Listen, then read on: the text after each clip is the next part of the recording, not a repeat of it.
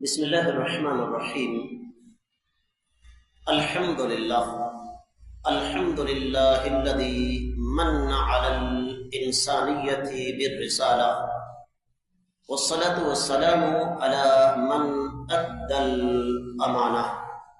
قال اللہ عز وجل بعد اعوذ باللہ السمیع العلیم من الشیطان الرجیم قل انما انا بشر مثلکم یوحى الی انما الہکم الہ واحد۔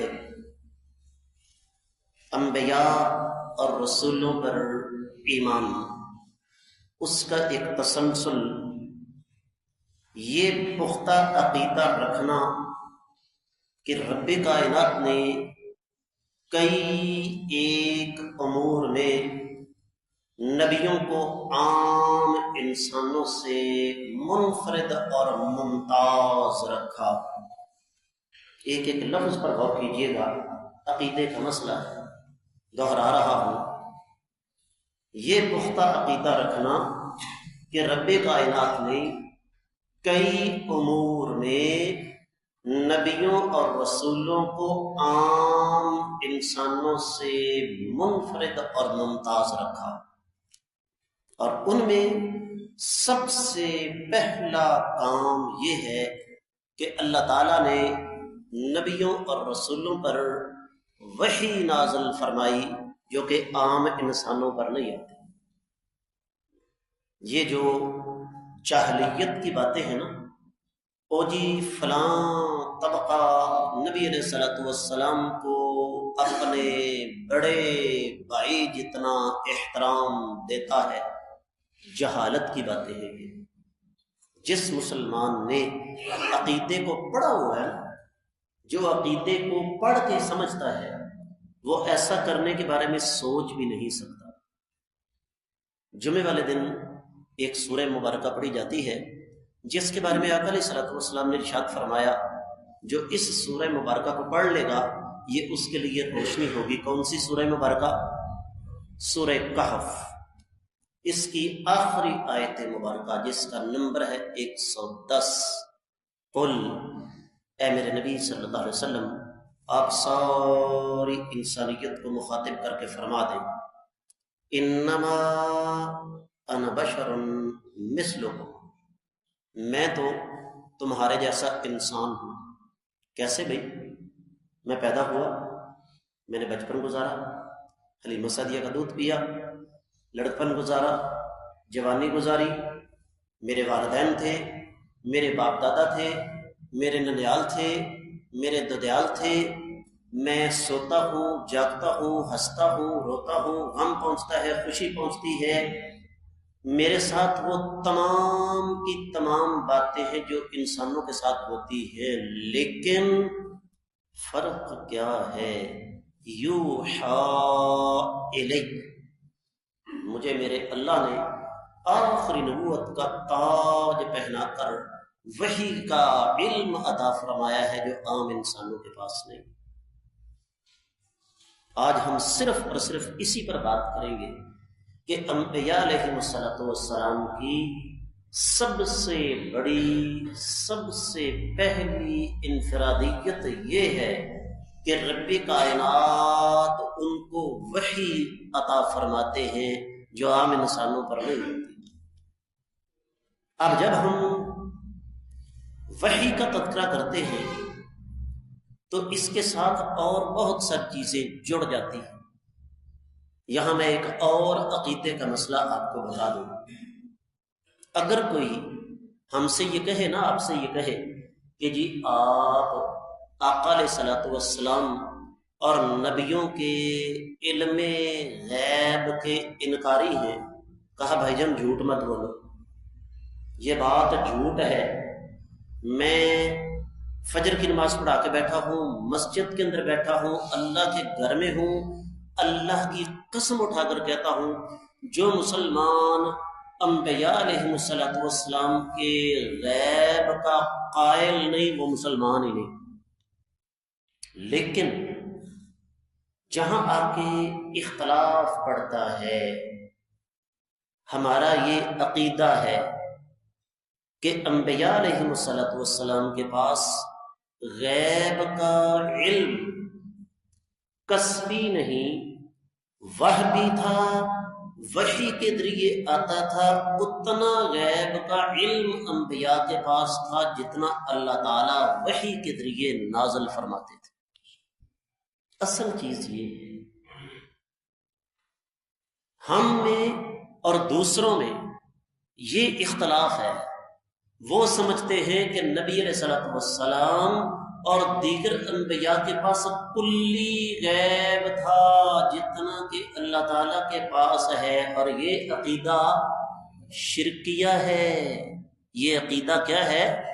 اس لیے کہ اللہ تعالیٰ کے علم میں کوئی اللہ تعالیٰ کا شریک، سورۃ الجن 26ویں آیت مبارکہ اللہ رب العزت ارشاد فرماتے ہیں، عالم الغیب فلا یظہر علی غیبہ احدا۔ غیب کا علم صرف اور صرف اللہ تعالیٰ جانتے ہیں، اور اللہ اس غیب کا علم کسی کے سامنے ظاہر نہیں کرتے۔ الا من ارتضى من رسول فانه يسلك من بين يديه ومن خلفه رصدا۔ ما سوائے اپنے رسولوں کے رب کائنات جتنا علم ان کو عطا فرماتے ہیں اتنا ان کے پاس ہوتا ہے۔ اپنی ایمانداری سے بتائیے، اگر اس عقیدے کو اختیار کیا جائے، اختلاف ختم ہو سکتا ہے کہ نہیں ہو سکتا؟ تو ایک بات آپ کو سمجھ میں آ گئی کہ وحی کے ساتھ ہی مسئلہ علم غیب آ جاتا ہے، اور ایک مسلمان کا عقیدہ اس بارے میں بالکل سفید چادر کی طرح صاف ہونا چاہیے کہ جب ہم وحی کا تذکرہ کرتے ہیں تو وحی کے ساتھ ہی بہت سارے غیبی امور بھی ہمارے سامنے آ جاتے ہیں۔ اس کی مثالیں میں آپ کو بہت ساری دے سکتا ہوں، لیکن اختصار کے پیش نظر صرف چند ایک پر اکتفا کروں گا۔ صحیح بخاری 3887 حدیث، صحیح مسلم 1164 حدیث، سیدنا مالک بن صعصع رضی اللہ تعالی عنہ بیان فرماتے ہیں کہ کائنات کے امام صلی اللہ علیہ وسلم کو اللہ نے سیر کروائی بیت اللہ سے بیت المقدس تک۔ سبحان الذی اسری بعبدہ لیلا من المسجد الحرام الی المسجد الاقصی الذی بارکنا حولہ۔ پاک ہے وہ ذات جس نے اپنے بندے کو بیت اللہ سے لے کر مسجد حرام سے لے کر مسجد اقصی تک سیر کروائی۔ آج کے ترقی یافتہ دور میں، جدید دور میں، ایک لمحہ بندہ رکے نہ، مکہ سے نکلے جدہ ایئرپورٹ پہنچنے میں 1 گھنٹہ پکا لگتا ہے، اور جدہ پہنچ کر امیگریشن نہ کروائے، سیدھا جہاز پہ بیٹھ جائے، اور بیٹھتے ہی جہاز اڑان بھر لے تو 4 گھنٹے غزہ ایئرپورٹ تک لگتے ہیں۔ اور غزہ ایئرپورٹ پر اتر کر بندہ جہاز سے اتر کر رن وے سے ہی گاڑی میں بیٹھے اور بھاگ کر مسجد اقصی جائے تو تب بھی 1 گھنٹہ درکار ہے۔ یہ کل کتنے ہو گئے جی؟ 6 گھنٹے۔ اور بندہ وہاں ایک لمحہ بھی رکے نہ، مسجد اقصی کو ہاتھ لگا کے واپس آ جائے تو مسجد اقصی جا کر واپس آتے ہوئے آج کے ترقی یافتہ دور میں 12 گھنٹے کا وقت درکار ہے، اور دنیا میں آج تک عرب کے اندر 12 گھنٹے کی رات نہیں آئی۔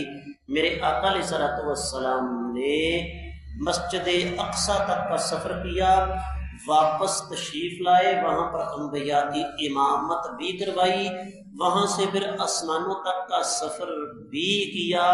یہ سارے کے سارے امور غیبی ہیں، عقل سے ماورا ہے، ان کا تعلق وحی کے ساتھ ہے۔ پھر یہیں پہ بس نہیں، آقا علیہ الصلوۃ والسلام نے جب آسمانوں کا سفر کیا ہے، وہاں پر ہر آسمان پر مختلف انبیاء سے ملاقاتیں ہوئیں، اور ملاقات کا مطلب یہ نہیں کہ گزرتے گزرتے مصافحہ کیا اور چلے گئے. پھر جنت دکھائی گئی، جہنم کا ہولناک ایک نہیں، جہنم کے کئی مناظر آقا علیہ الصلوۃ والسلام کو دکھائے گئے. پھر اللہ رب العزت کے ساتھ پردے میں رہ کر، غیب کے نور کے پردوں میں رہ کر ملاقات کی. یہ سارے کے سارے سلسلے، ان کا تعلق کس کے ساتھ ہے جی؟ وحی کے ساتھ ہے. ان کی اساس اور بنیاد کیا ہے؟ وحی ہے. قل انما انا بشر مثلکم یوحی الی. ہمارا مسلمان وحی کی گہرائی کو، اس کی شدت کو، اس کے اثرات کو، اس کے نتائج کو سمجھتا ہی نہیں.